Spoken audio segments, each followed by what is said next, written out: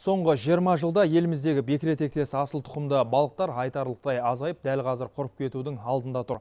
Сондықтан жекелеген кәсіпкерлер арнайы шаруашылықтар құрып, бекіре балығын жасанды тоғандарда өсіруді қолға алды. Есесіне еті мен уылдырығынан қыруар пайда түспек. Енді осы тәсілді Алматы облысы Еңбекшіқазақ ауданындағы шаруашылық қолға алды. Балықшылар болашақта жылына 50 тонна балық өндіруді жоспарлап отыр. Осыдан 4 жыл бұрын тәжірибе ретінде өсіріп көрмекке мына балық шаруашылығы 60 мың уылдырық әкелген. Олардың табиғи сұрыптан 60% ғана өтіп шабақ болып жетілген. Ал қазір тоғанда асыл тұқымды 10 мың бекіре жүзіп жүр. Проблемы с посадочным материалом. Бүгінде ең басты проблема уылдырық. Біздің аймақта ол мүлде жоқ. Егер уылдырық болса, кез келген шаруашылық балық өсіруге болады. Біз оны өз тәжірибемізден көріп отырмыз. Енді біздің шаруашылық уылдырық шығаруға жеткенде бәріне беруге мүмкіндік болады.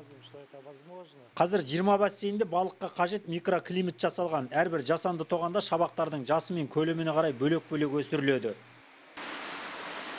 Жалпы өзен көлдерде өсетін жабайы бекіреден 17-18 жыл дегенде уылдырық алуға болады. Ал мынадай жасанды питомниктарда өсірілген бекірелер 7-8 жыл дегенде уылдырық бере бастайды. Әрине оның бәрі күтіп баптамға байланысты болмақ дейді.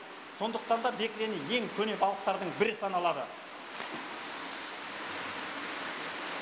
Бұл тоғандардағы бекіренің бәрі де жасанды жолмен көбейтілген. Сондықтан да ихтиологтардың айтуынша табиғи ортаға бейім және тез өседі.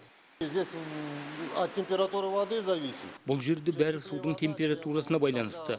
Су неғұрлым жылы болса, соғұрлым тез өседі. Сондай-ақ бассейндегі балықтың саны мен жемдеу жайы да әсер етеді. Балық өсірудің жетілдірілген түрінің арқасында бұл балық шаруашылығы алдағы 2 жылда салмағы 8-ден 12 келі болатын бекірелерді өсіріп тауар ретінде сата бастамақ. Олжас Керейхан, Қуаныш Түргенбаев, Алматы облысынан.